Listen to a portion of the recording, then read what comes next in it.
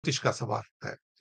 आज बात करेंगे खिलाड़ियों की, स्पोर्ट्स की, कि आज की दुनिया में एक टाइम ऐसा होता था जब स्पोर्ट्स कोई प्रोफ़ेशन नहीं माना जाता था।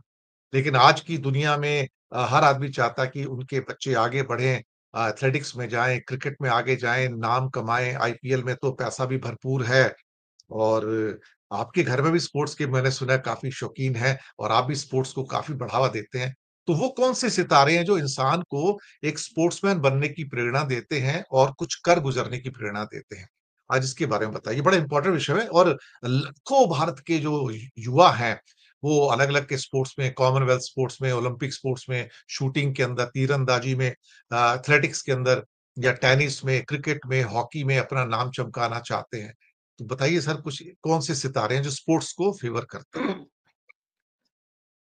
मंगल, स्पोर्ट्स का मुख्य कारक ग्रह है मंगल। मंगल चूँकि एनर्जी का कारक ग्रह होता है और एनर्जी की ही ज़रूरत होती है किसी भी प्रकार की स्पोर्ट्स में। मंगल ग्रह कुंडली में मजबूत होना चाहिए। छठा भाव मजबूत होना चाहिए जो कि कॉम्पिटिशन का भाव है, प्रतियोगिता का भाव है। छठा भाव और षष्ठेश छठे भाव का जो लॉर्ड है और पंचम भाव क्रिएटिविटी का भाव है, कला का भाव है और हर खेल में कलात्मकता होती है, कला होती है, वो भी खेल भी कला ही है। सचिन तेंदुलकर या सुनील गावस्कर या अज़हरुद्दीन की जो कलाई के मोड़ से चौका मार देना, ये सारा पंचम भाव से कनेक्टेड है।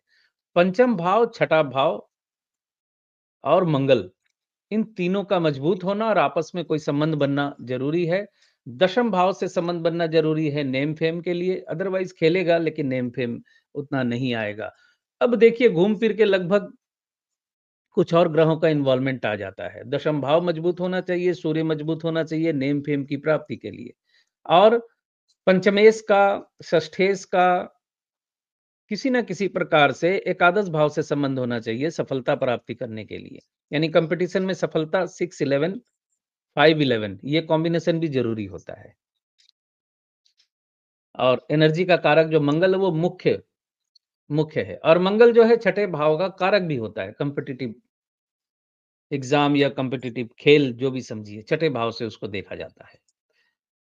तो पंचम, पंचमेश, षष्ठेश, मंगल, सूर्य दशमेश और एकादशेश, ये 5 1, 2, 3, 4, 5 1, 2, 3, 4 4 भाव और कम से कम 4 ग्रह, ये आपस में कनेक्टिविटी 11th भाव को लेते हुए और पंचम और 6 बहुत ज़रूरी है, 5-6 नहीं होगा तो खेल नहीं होगा, कॉम्पिटिशन नहीं कर पाएगा।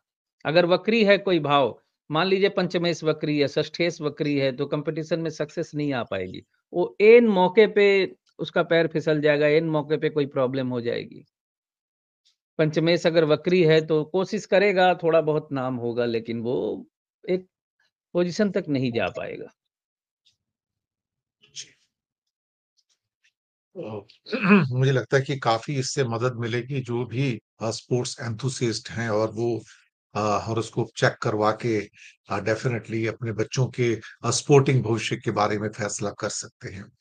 तो दर्शक मित्रों, अगर आप भी सिद्धांत सहगल जी को कंसल्ट करना चाहते हैं तो उनका नंबर नीचे डिस्क्रिप्शन में दिया हुआ है, मैसेज कर दीजिएगा और जैसे भी आपको उचित हो आप उनसे कंसल्टेशन ले सकते हैं।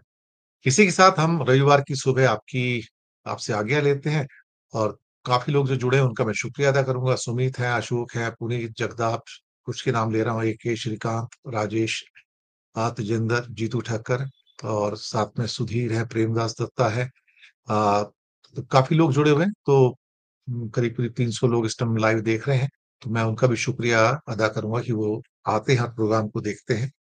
तो बहुत-बहुत धन्यवाद और सिद्धांत जी आपका बहुत-बहुत शुक्रिया आप आए और बहुत महत्वपूर्ण बिंदु आपने यहाँ पर रखे हैं एस्ट्रोलॉजी के हिसाब से। बहुत-बहुत धन्यवाद। जी सर, जी नमस्कार। सर, नमस्कार।